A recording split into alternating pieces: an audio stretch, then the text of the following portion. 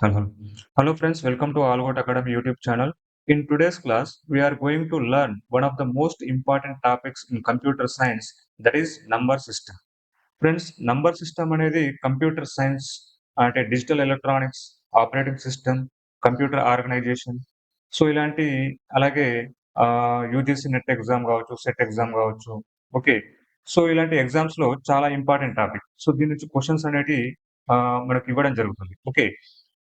కాబట్టి ఈ కాన్సెప్ట్‌ని బాగా అర్థం చేసుకుంటే తర్వాత వచ్చేటటువంటి చాలా టాపిక్స్ కూడా చాలా ఈజీగా అర్థమైపోతాయి. ఓకేనా? So what is a number system? ముందు ఒక సింపుల్ క్వెషన్ ఏంటంటే, మనం రోజు నంబర్స్ ఎలా రాస్తాం? For example 25, okay, 100, 578, 2026. సో ఇలాంటి నంబర్స్‌ని మనం రోజు యూజ్ చేస్తూ ఉంటాం. కానీ have you ever thought about how computers understand numbers?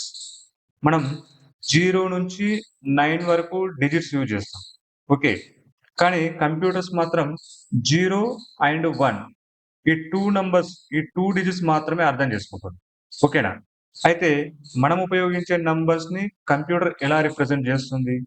ఈ క్వెషన్‌కి ఆన్సర్ తెలుసుకోవాలంటే ముందుగా నంబర్ సిస్టమ్ అంటే ఏంటో తెలుసుకోవాలి. Okay. So a number system is a method of representing numbers using a specific set of digits or symbols. So ఇక్కడ కొన్ని నిర్దిష్టమైన digits లేదా సింబల్స్ ఉపయోగించి సంఖ్యలను రిప్రజెంట్ చేసే విధానాన్ని ఏమంటామంటే నంబర్ సిస్టమ్ అని అంటాం. ఓకే. సో కొన్ని నిర్దిష్టమైన డిజిట్స్ లేదా సింబల్స్ ను ఉపయోగించి సంఖ్యలను రిప్రజెంట్ చేసే మెథడ్ ని మనం ఏమంటామంటే నంబర్ సిస్టమ్ అని అంటాం. ఓకే. సో ఇక్కడ కంప్యూటర్ సైన్స్ లో మెయిన్ గా 4 నంబర్ సిస్టమ్స్ యూజ్ చేస్తారు. అవేంటంటే decimal number system, binary number system, octal number system, hexadecimal number system. Okay. So ఇక్కడ every number system has a base. దీన్ని మనం ఏమంటామంటే రాడిక్స్ అని కూడా అంటాం. ఓకే. RADIX, radix. సో ఇక్కడ బేస్ లేదా రాడిక్స్ అంటే ఆ నంబర్ సిస్టమ్ లో ఉపయోగించే యూనిక్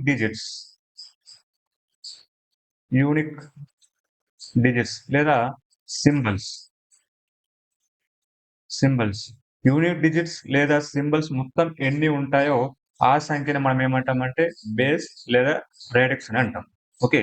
సో బేస్ లేదా రాడిక్స్ అంటే ఆ నంబర్ సిస్టమ్ లో యూజ్ చేసేటటువంటి యూనిక్ డిజిట్స్ లేదా సింబల్స్ ఎన్ని ఉంటాయో ఆ సంఖ్యని మనం ఏమంటామంటే బేస్ లేదా రాడిక్స్ అని అంటాం. ఓకే.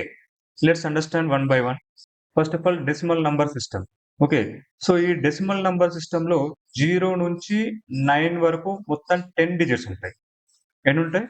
10 డిజిట్స్ ఉంటాయి. అందుకే దీని యొక్క బేస్ ఏమైతుంది? బేస్ లేదా రాడిక్స్ అంటాం. బేస్ ఏమైతుంది? 10 అవుతుంది. ఓకేనా?